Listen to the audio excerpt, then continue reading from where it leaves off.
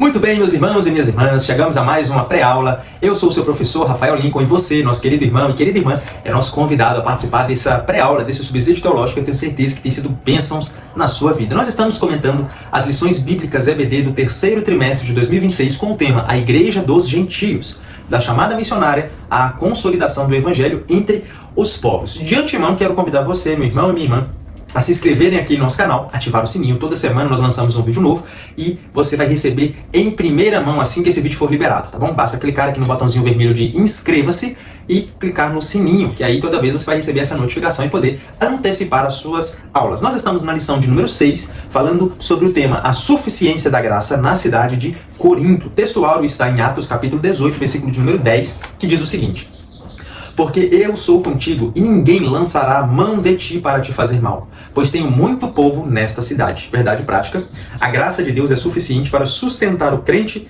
em meio às adversidades. A leitura bíblica em classe está em Atos, no capítulo de número 18, versículo de número 1 ao 11. Mas eu gostaria hoje de fazer diferente. Hoje eu estou aqui, essa é a Bíblia da minha esposa, né? A Bíblia do Semeador. Uma Bíblia específica para evangelização, uma Bíblia que ela tem alguns estudos, tem algumas notinhas de rodapé bem específicas, né, pontuadas no texto. Deixa eu ver se tem mais aqui, ó. Estudos, bem interessante, uma Bíblia muito boa aí para você que gosta de fazer evangelização. Não sei se você tem, infelizmente essa Bíblia hoje, ela não está mais sendo comercializada, uma pena porque é uma excelente versão. Ela tem a linguagem muito fácil, né, é a nova tradução da linguagem de hoje. Então eu quero fazer a leitura desse texto usando essa versão, até para vocês entenderem a facilidade de compreender o texto, como que vai fluir muito melhor. Vamos lá, Atos capítulo 18, do verso 1 ao verso 11, diz o seguinte. Aqui é Paulo em Corinto, tá? A gente vai falar um pouquinho mais sobre isso. Depois disso, Paulo saiu de Atenas e foi para a cidade de Corinto. Encontrou ali um judeu chamado Áquila, que era da província do Ponto. Fazia pouco tempo que ele tinha chegado da Itália com Priscila, a sua esposa. Eles tinham saído de lá porque o imperador Cláudio havia mandado que todos os judeus fossem embora do reino, de Roma. Paulo foi visitá-los, acabou ficando ali para trabalhar com eles, porque a profissão de Paulo e a deles era a mesma, isto é, fazer barracas ou fazedor de tendas. E todos os sábados ele falava na sinagoga e procurava convencer os judeus e os não-judeus. Depois que Silas e Timóteo chegaram da província da Macedônia, Paulo começou a dar todo o seu tempo para anunciar a mensagem. Ele afirmava aos judeus que Jesus é o Messias, mas alguns deles ficaram contra Paulo e o xingaram. Então, em sinal de protesto, ele sacudiu o pó das suas roupas e disse: se vocês se perderem, os culpados serão vocês mesmos. Ou seja, na linguagem anterior, né, na linguagem comum nas Bíblias Almeida Revista Atualizada ou Almeida Revista Corrigida, diz o seguinte: o vosso sangue seja sobre as vossas cabeças. Eu estou limpo e desde agora parto para os gentios. E aqui está dizendo... Então, em sinal de protesto, ele sacudiu o pó de suas roupas e disse: se vocês se perderem, os culpados serão vocês mesmos. A responsabilidade não será minha. De agora em diante, eu vou anunciar a mensagem aos não-judeus. Então, ele saiu de lá e foi morar na casa de um homem chamado Tício Justo, ou Tito Justo, um não-judeu que adorava a Deus. A casa dele ficava ao lado da sinagoga. Crispo, que era o chefe da sinagoga, também creu no Senhor Jesus e todas as pessoas da sua casa também creram. Muitas pessoas da cidade de Corinto ouviram a mensagem, creram e foram batizadas. Certa noite, Paulo teve uma visão e nela o Senhor disse: não tenha medo, continue falando e não se cale, porque eu estou com você. Ninguém poderá lhe fazer nenhum mal, pois muitas pessoas desta cidade são minhas.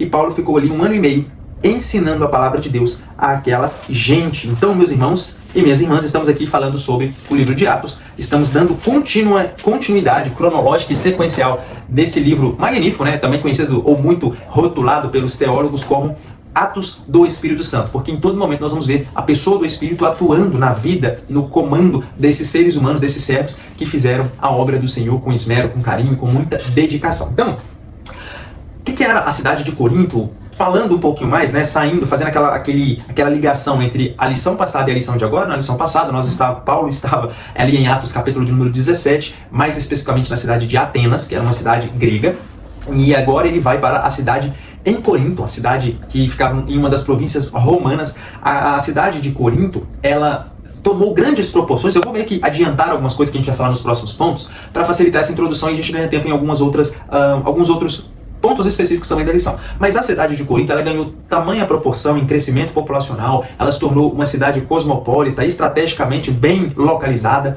e por causa disso, ela se tornou a capital do império, ou a capital da província romana de Acaia. Em que sentido? Antes, a cidade mais proeminente, mais mencionada, vista e interessante era a cidade de Atenas. Porém, com o crescimento aí da cidade de Corinto, ela tomou o lugar e aí assumiu agora a frente, né, a capital do império, da província romana, ali naquela cidade de Acaia. O problema é que a cidade de Corinto, ela era uma cidade imoral. Ela era uma cidade marcada pela imoralidade, principalmente imoralidade sexual e também pelo seu pluralismo religioso. Voltando, né, aí ainda pegando um gancho da lição passada, nós aprendemos que os gregos, a cultura grega, ela é uma cultura plurirreligiosa ou polirreligiosa, que tem muitos deuses. Por exemplo, lá no panteão dos gregos, da cultura grega, nós temos ali todos os tipos de deuses, desde os deus da guerra, que é o Hades, deusa do amor, que é Afrodite, deusa do mar, que é Poseidon, deus do sol, deus dos raios, que é Zeus, um monte de deuses e semideuses.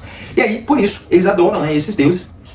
E também eles têm ali, na cidade de Corinto, tem um templo a uma determinada entidade, uma determinada deusa, só que a história, ou os historiadores que falam, ou falaram sobre essa deusa e sobre esse templo pagão, as coisas que aconteciam ali eram extremamente imorais, né? Para não usar palavras talvez mais pesadas. Por quê?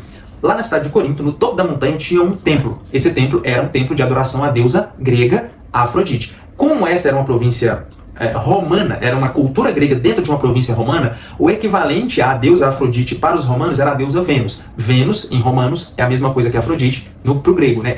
Ambas eram as deusas do amor, ambas eram cultuadas da forma que eu vou mencionar agora, mas falando mais especificamente sobre a cidade de Corinto, no alto da montanha tinha ali um templo, e nesse templo, segundo os historiadores, existia dezenas de mulheres que eram escravas sexuais. Em que sentido? Né? Tem historiadores como, por exemplo, a História dos Hebreus, de Flávio Josefo, ou alguns outros historiadores mais específicos, eles comentam que havia ali mil sacerdotisas desse templo, que quando os súditos, quando os adoradores dessa deusa queriam cultuar a ela uma adoração, o que eles faziam? Eles chegavam ali naquele templo e escolhia qual era a pessoa, a mulher, a escrava que deveria ficar com ele e fazia, né, ali os atos libidinosos, os atos obscenos para simular aquela adoração. O problema é que, como era uma cidade imoral, como tudo era permitido, a gente vai falar um pouquinho disso aqui agora, começava das coisas mais tradicionais, né, digamos assim, era um relacionamento hétero, até o plurirrelacionamento entre um grupo de pessoas. Tinha todos os tipos de formas de adorar essa deusa nesse templo. Então, era uma cidade extremamente imoral. Por causa disso, nós vamos aprender que o apóstolo Paulo, ele experimentou a graça de Deus sobre uma cidade extremamente envolta em trevas, envolta em imoralidade, envolta em pecado.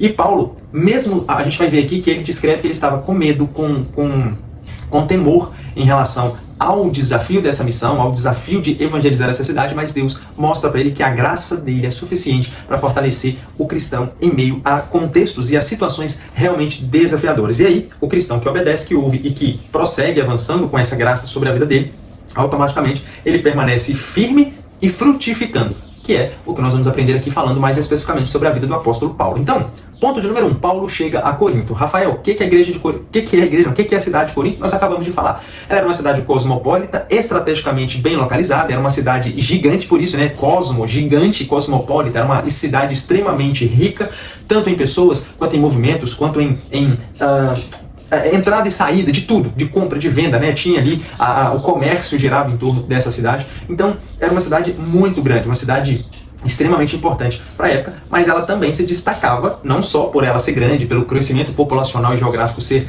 amplo, mas ela também se destacava pelo crescimento e pela sua imoralidade, o tamanho da sua imoralidade. Como nós falamos, havia ali o templo da deusa Afrodite, era um templo pagão, que marcava a vida religiosa da cidade, associando um culto à adoração de prostituição através de rituais. Então, realmente bem complexo, né, essa cidade a qual Paulo ele chega para poder fazer ali a missão que lhe foi incumbida. Lembrando que Paulo ele está agora na sua segunda viagem missionária, né? A primeira viagem foi mais ali, digamos, no continente asiático, ele fazendo como se fosse uma volta sobre as cidades, sobre as localidades ali de Antioquia da Síria, que era a igreja de onde ele partiu juntamente com Barnabé.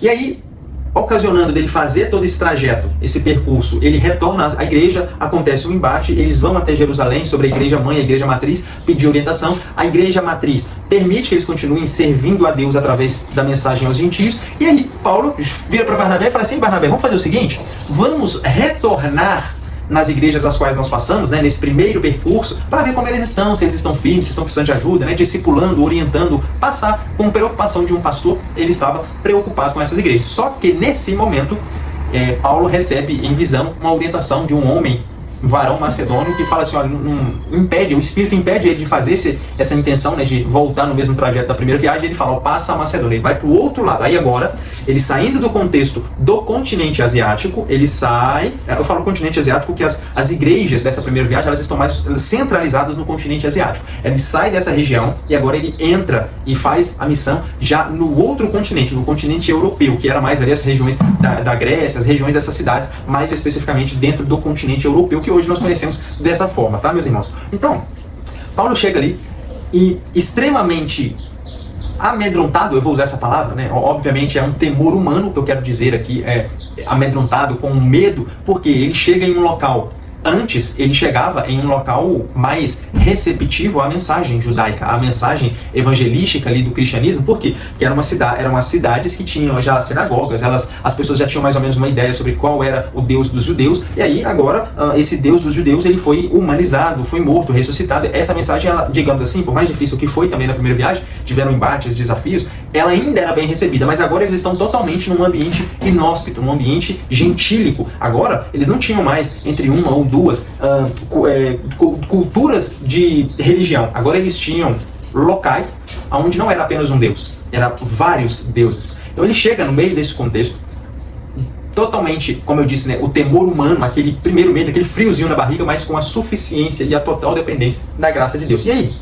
Quando Paulo chega na cidade de Corinto e ele vê todo esse cenário, ele se contextualiza de tudo isso que eu mencionei, né, dessa imoralidade, dessa pluralidade de religiões, ele, em uma de suas pregações, aí ele vai escrever a carta primeiro aos Coríntios, no capítulo 6, ele vai tratar exatamente sobre isso, porque os coríntios, eles tinham uma mentalidade de que tudo me é permitido, eu posso fazer o que eu quiser, tudo me é lícito.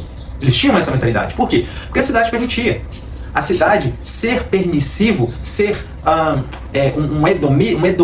edomita, que é a cidade, que é o hedonismo, né? Não edomita de Edom, hedonista, ser a pessoa que vive pelo prazer, através do prazer e pelo prazer, era normal. Eu quero viver aquilo agora, eu quero fazer o que eu quiser, nada me impede, eu posso fazer o que eu quiser. Certo? Era essa imoralidade, essa permissividade. Aí no capítulo 6 de 1 Coríntios, eu vou fazer a leitura para vocês, aqui na Bíblia do Semeador, em TLH. Olha o que Paulo ele instrui, porque a carta de 1 Coríntios, ela não é uma carta escrita no sentido como foi a carta aos Romanos, uma carta instrutiva, orientativa, pastoral. A carta a 1 Coríntios, ela é uma resposta, tanto a primeira quanto a segunda, ela é uma resposta às perguntas que foram enviadas aos apóstolos. A carta com as perguntas, nós não temos. Essa carta está perdida. Mas nós temos a carta-resposta de Paulo. Então daqui, os estudiosos, os historiadores, os teólogos, né, eles entendem quais seriam as possíveis perguntas, né, dá-se a entender quais eram as possíveis perguntas que foram enviadas a Paulo. E aí ele escreve as respostas aqui com a carta em 1 Coríntios, segunda também. Aí no capítulo 6 ele vai falar, porque como tudo era permitido, as pessoas estavam, os novos cristãos que estavam adentrando ao reino de Deus, eles estavam agindo como gentios. Em que sentido? O meu irmão está me devendo. Digamos assim, ele pegou um dinheiro emprestado comigo e está me devendo, ele não me pagou no tempo determinado. Aí ao invés da pessoa ir lá conversar, ou tentar chegar a um acordo entre as duas partes, o que essa pessoa fazia? Esse cristão prejudicado, ele ia até os tribunais para levar aquele seu irmão a uma opinião pública. E ali trazia todo um grande questionamento para a sociedade, se valia a pena ou não, sabe, ser cristão, dando margem a escândalos no meio da igreja. E aí no capítulo 6 ele vai falar sobre isso, ele vai falar também sobre a questão de como que nós devemos usar o nosso corpo. E olha só o que ele deixa no versículo 8. 1 Coríntios capítulo 6, versículo 8, ele diz o seguinte: pelo contrário, vocês cometem injustiça e roubam, e fazem isso tudo contra os seus próprios irmãos. Vocês sabem que os maus não terão parte no reino de Deus. Não se enganem, pois os imorais, os que adoram ídolos, os adúlteros, os homossexuais, os ladrões, os avarentos, os bêbados, os caluniadores e os assaltantes não terão parte no reino de Deus. Aí vem o versículo de número 11, olha o que ele fala. Alguns de vocês eram assim. Ele está escrevendo para a igreja, ele está escrevendo para um povo salvo, para santos, não para ímpios. Ele está escrevendo para esse povo. Ele fala, esse tipo de atitude é uma atitude que vocês faziam antes, lá atrás. Agora não. Aí ele diz, mas alguns de vocês eram assim, mas vocês foram lavados do pecado, separados para pertencer a Deus e aceitos por Ele por meio do Senhor Jesus Cristo e pelo Espírito do nosso Deus. Ok, até aí tudo bem.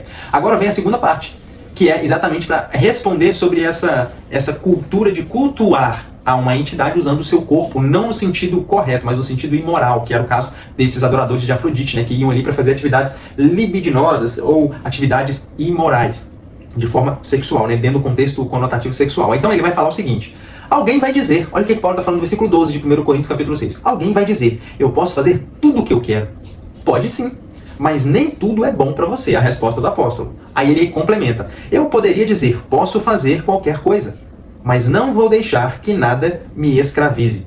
Olha a mensagem, né? Nas versões tradicionais, lidas em comum lá na igreja, você vai ler tudo me é lícito, mas nem tudo me convém.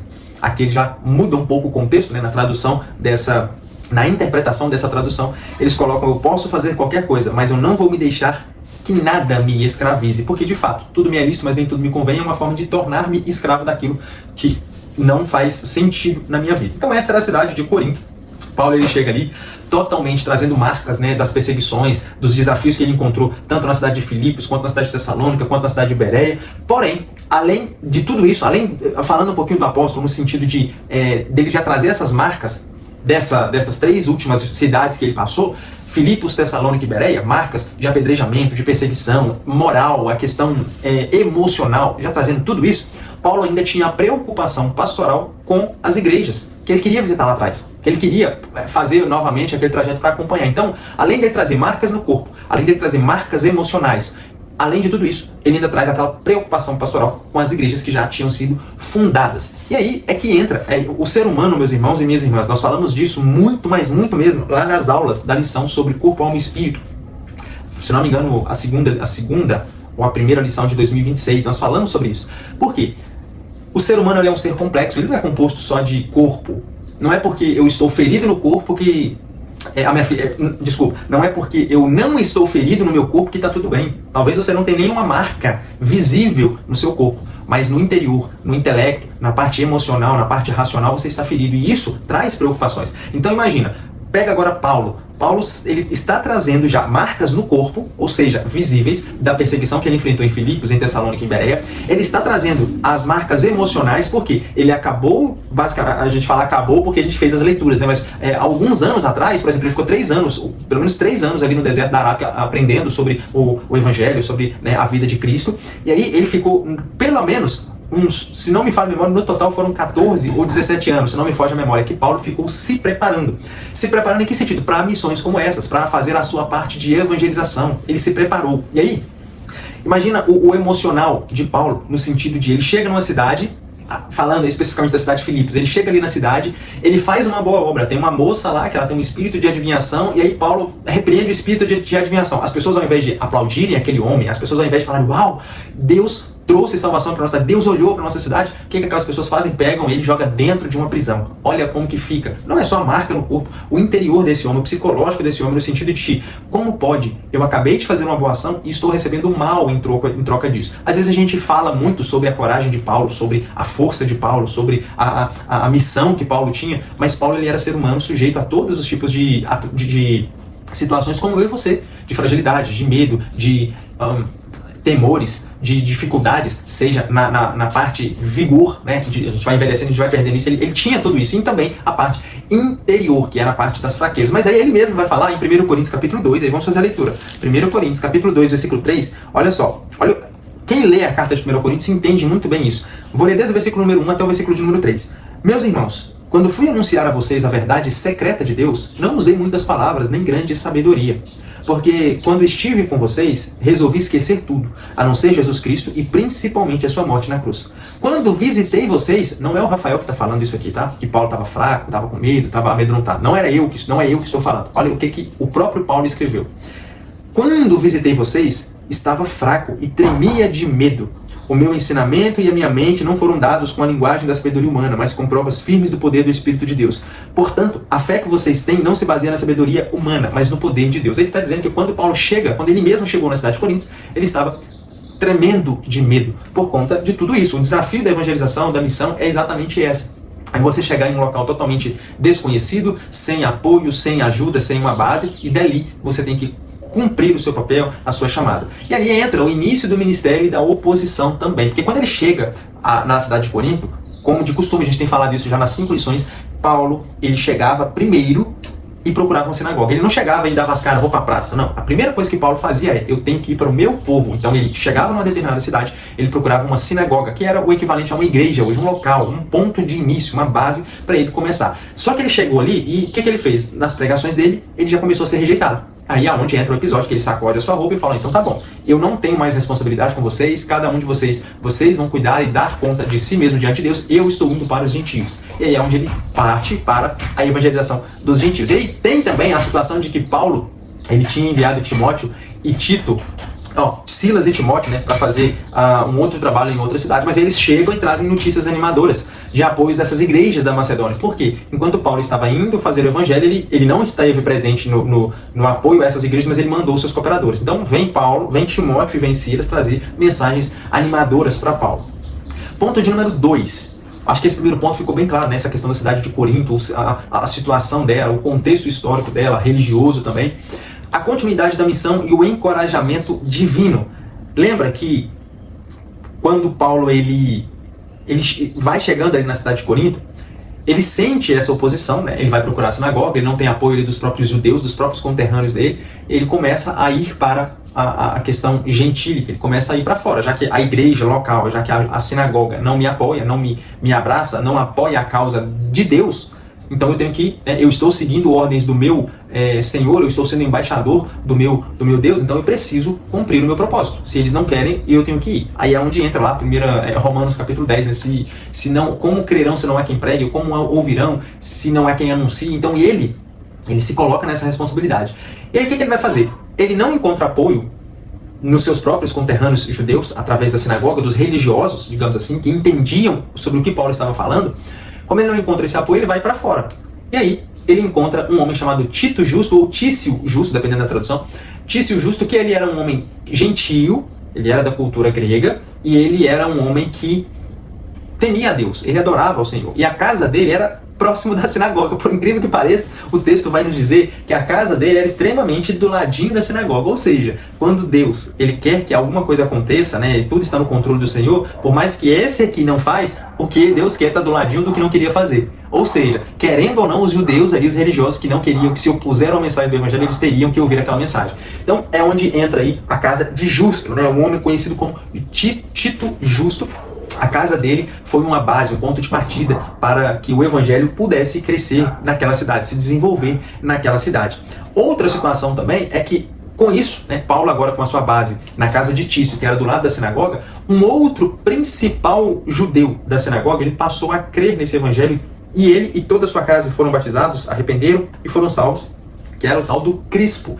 Esse homem, ele era um dos principais da sinagoga, era como se fosse o Nicodemos, lá de João capítulo 3, com Jesus. Ele era um homem religioso importante ali naquela região, e ele passou a crer nesse Jesus ao qual Paulo pregava. E aí, isso vai demonstrar para nós o quê? Que mais uma vez, quando uma porta se fecha, Deus ele abre outra porta. Lembrando, tá? Gravem isso, meus irmãos. Hoje nós vivemos dias dos cortes da internet. Tome muito cuidado, porque senão você pode estar vendo cortes que dizem assim, se uma porta se fechar, Deus abre outra. Não necessariamente. Se uma porta se fecha e você está no controle de Deus, na dependência da graça, sob o cuidado de Deus, outra porta se abre.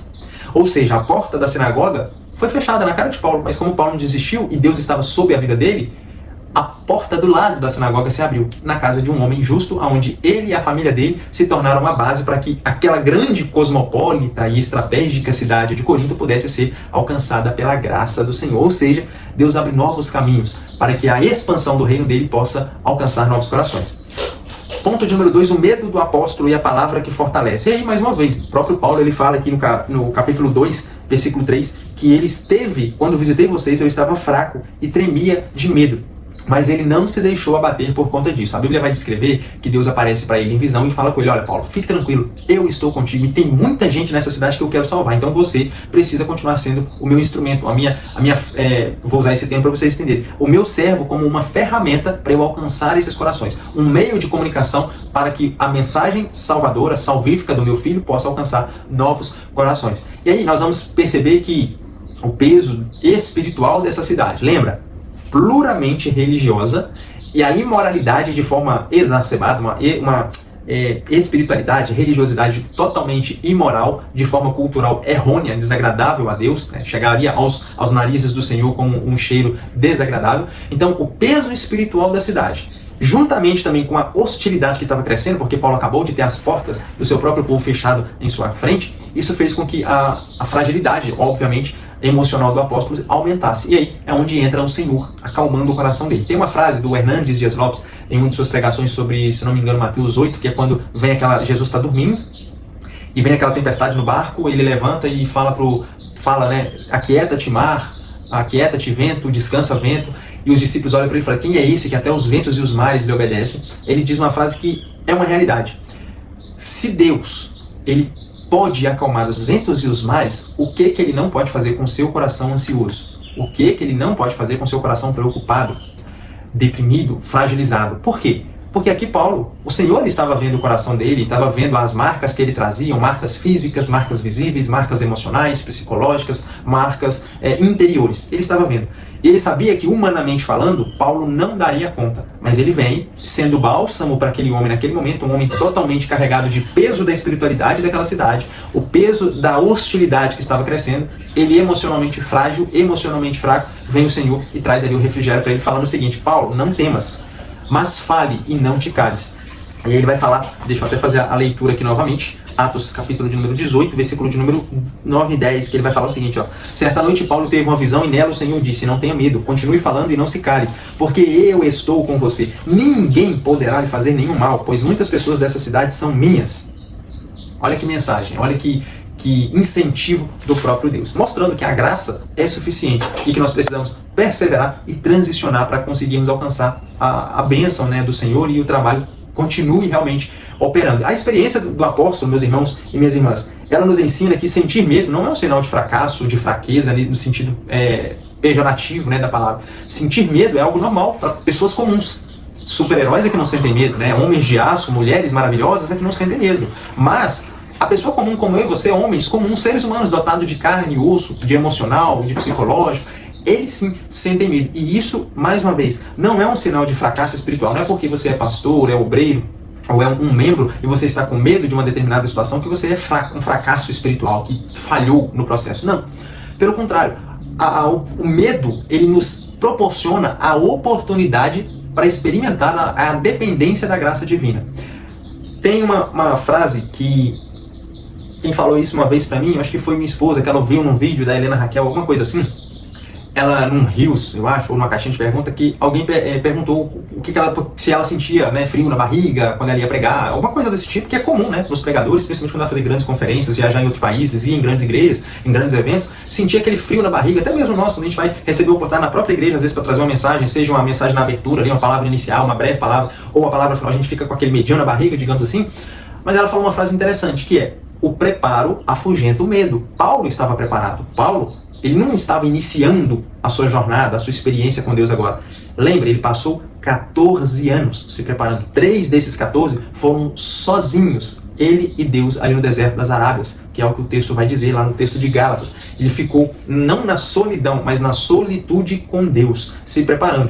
3 desses 14, 3 foram somente, diretamente com o Senhor. Então, o preparo afugenta o medo. Se você, meu irmão, está vendo esse vídeo, está vendo essa aula, você tem lido a Bíblia, você tem estudado, procurado se preparar, a oportunidade, quando ela bater na sua porta, como é algo novo, é algo que realmente é uma responsabilidade, o verdadeiro cristão, ele sente o peso da responsabilidade de anunciar a palavra, é normal você sentir medo, sentir o frio na barriga, sentir aquele frio na espinha, ficar com a barriga tremendo assim de medo. Mas se você tem se preparado, fique tranquilo. Esse preparo, ele vai fazer com que o medo seja jogado para o lado. Por quê? Porque quem se prepara consegue passar na prova. Quem estuda, passa na prova. É a famosa frase. Da mesma forma, quem se prepara espiritualmente, lendo, estudando, procurando conhecimento, automaticamente ele vai prosseguir crescendo e lembrando. Não é porque eu estudo, não é o meu esforço, não é a minha dinâmica, e sim porque eu dependo da graça do Senhor. A graça dele é que nos é suficiente. Em uma dessas ocasiões, os judeus, eles pegam Paulo, levam ele até um tribunal, e ali tinha um homem chamado Galho, que ele era um procônsul da cidade. E esse homem, a gente aprendeu o que era um procônsul. Procônsul é como se fosse um governador, era o homem que ficava responsável por aquela região. Eles pegam Paulo, jogam Paulo diante do tribunal, colocam ele ali, e aí eles tentam fazer com que esse procônsul, que é o Galho, julgue Paulo. Só que, olha como que a graça de Deus é. Galho, antes mesmo de saber o que estava acontecendo, ele já rejeitou aquela intenção daqueles homens, provando que Deus realmente estava com Paulo, provando que Paulo não precisaria ter medo, porque ninguém faria mal a ele dentro daquela cidade. Por quê? Porque ele estava dependendo da graça de Deus. Era o Senhor que estava com ele, era o Senhor que havia chamado ele para fazer isso. Ponto de número 3. Paulo diante de Galho, a graça que sustenta em meio à oposição. Já dei meio que um spoiler aqui, então você já sabe o que vai acontecer nesse ponto. E aí, aproveitando sobre spoiler, eu gostaria de convidar você, meu irmão e minha irmã, a se inscrever aqui no nosso canal, ativar o sininho. Se você tem curtido essas aulas, se você tem sido abençoado por esses comentários, breves comentários de 20, 30, 40 minutos no máximo, que é uma aula, né, obviamente. Se você tem gostado, deixa aqui embaixo, clique no botãozinho de curtir, o YouTube vai entender que você gosta desse tipo de conteúdo. Se você quer colocar o seu ponto de vista, quer fazer um comentário, quer fazer um elogio, quer fazer uma reclamação, não gostou de alguma coisa que eu falei, aqui embaixo tem um botãozinho de comentar. Seja sincero, fale no seu coração. Se você tem um ponto de vista diferente, tem uma curiosidade, talvez você é um estudioso das escrituras e tem um ponto interessante a comentar para agregar ainda mais, eu vou crescer com o seu comentário e mais pessoas também vão conseguir crescer com o seu comentário, vão chegar à informação. Então, não hesite, coloque aqui embaixo o seu comentário. E da mesma forma que nós estamos aqui compartilhando a palavra com você, meu irmão e minha irmã, você também tem a oportunidade de compartilhar essa palavra. Basta clicar no botãozinho de compartilhar, vai abrir as suas principais redes sociais, clica ali nos grupos de WhatsApp, compartilha com os irmãos da EBD, compartilha com os membros da sua igreja, nas redes sociais. Eu tenho certeza que isso vai ser bênção, tanto para mim quanto para você, porque Deus é quem está nos direcionando, né? Quem está abençoando a nossa vida a cada dia. Então Paulo, diante de Galho, ele experimenta a graça que nos sustenta diante das perseguições. Os judeus, eles fazem essa acusação contra Paulo, tenta levar Paulo diante de Galho para ver se o Galho julgaria, né, essa situação, porque a alegação dos judeus que levaram Paulo era que ele estava pregando contra a lei. E lembre-se, mais uma vez, recapitulando lá no primeiro ponto, era uma cidade hedonista, uma cidade que queria viver pelo prazer através do prazer pelo prazer. Ou seja, tudo me é lícito, eu posso fazer o que eu quiser. Quando Paulo vem e prega sobre Jesus, sobre renúncia, sobre arrependimento, há uma sociedade que pensa, eu tenho que fazer tudo que eu quero aqui e agora, eu não sei o que vai me acontecer amanhã, não tem que se arrepender. Então a ideia deles era mostrar para Galho o seguinte, ó, esse homem aqui está pregando contra a lei. Qual que era a lei? A lei do que eu posso fazer o que eu quiser, na hora que eu quiser, do jeito que eu quiser, com quem eu quiser. Essa era a lei da cidade. E aí vem Paulo pregando totalmente o contrário. Então eles usam esse argumento diante do tribunal para tentar fazer com que Paulo sofresse o mal. Só que nessa ocasião não houve espancamento, não houve tribunal, não houve nada, porque Galho nem quis ouvir. Então Deus protegeu Paulo. Só que em uma outra ocasião, foi levado até Galho um homem chamado Sóstenes, que ele também era um principal da sinagoga, e ele foi espancado diante do procônsul sem que ele fizesse nada. Ou seja, nós não sabemos o motivo desse Sóstenes ter sido levado. Pelo menos eu não sei o motivo, né? Se talvez você saiba, coloque nos comentários. Mas como eu não sei o motivo que levou um dos principais da sinagoga a ser espancado diante de um tribunal na frente do governador e esse não fez nada, isso já mostra para nós como a mão do Senhor estava guardando Paulo de todas as atrocidades que poderiam acontecer. Porque a mesma situação aconteceu com ele, mas esse Galho, esse governador, ele nem quis saber o que Paulo fez, o que estava acontecendo. Ele simplesmente ignorou. Isso era uma lembrança para Paulo de que a visão que Deus tinha dado a ele realmente estava acontecendo. E aí, por fim, a suficiência da graça na experiência de Paulo. Paulo, ele vai escrever depois 1 Coríntios capítulo 12, 2 Coríntios capítulo 12, né? Lembrando que 2 Coríntios também é uma carta-resposta. Ela foi escrita por Paulo diante de dúvidas que aquela igreja tinha. Então, 2 Coríntios capítulo 12, ele vai escrever, a gente vai falar um pouquinho aqui agora, que é a questão de como Paulo consegue depender da graça mesmo diante de adversidades. A suficiência da graça na experiência de Paulo. Lembre-se, uma cidade que foi marcada e tornou-se uma cidade memorável. Por exemplo, tem 2000 anos, muito mais que 2000 anos, que se passaram desde que esses textos foram escritos, essa página foi escrita, e nós estamos aqui falando sobre a imoralidade dessa cidade. Olha como era gritante, escancarado, para que 2000 anos à frente a sociedade atual pudesse lembrar da cidade de Corinto, também, não pela sua grandiosidade, né, pelo seu crescimento, mas também pela sua imoralidade. Ou seja, era uma cidade marcada pela decadência, tornou-se um campo fértil para a manifestação da graça do Senhor. Uma cidade que operava ali com outras religiões, com outros deuses, com todo tipo de atrocidade. Foi uma cidade que o Senhor alcançou, trouxe salvação, porque ele tinha muita gente naquela cidade. E aí, nós vamos ler o texto agora, para finalizarmos, como podemos depender do Senhor. Olha o que Paulo vai escrever na sua segunda carta aos Coríntios, capítulo de número 12, quando ele vai fazer algumas revelações. Inclusive ele fala, né, que há 14 anos eu conheci um homem que esteve no terceiro céu. Ele, falando sobre isso, ele está trazendo a nossa memória, ele está falando dele mesmo, só que na terceira pessoa. Eu conheci um homem, ele está falando dele mesmo na terceira pessoa. E aí Paulo se tornou uma pessoa extremamente humilde e simples nesse quesito. Por quê? Ele teve a oportunidade de ser elevado até o terceiro céu, que ele chama aqui de terceiro céu, a presença de Deus. Ele vê coisas que ele fala assim, ó, eu vi coisas que não é possível falar ao homem. Então, se fosse nos dias de hoje, eles iriam querer erguer um troféu, uma estátua de 60 metros, como Nabucodonosor ele ergueu, em memória a essa pessoa que foi elevada até o terceiro céu. Por quê? Porque hoje nós vivemos essa sociedade de reconhecimento, né? Iria querer dar o troféu não sei o que, a medalha de não sei o que, só porque o cara foi, né, teve experiências inefáveis, que não se devem ser faladas. Paulo não. A soberba não tomou conta do coração dele, a humildade continua operando, continua ali quietinha, e aí ele fala dele mesmo na terceira pessoa, da experiência que ele passou, e aí no versículo de número 8, olha o que ele fala. 3 vezes orei ao Senhor, pedindo que ele me tirasse esse sofrimento.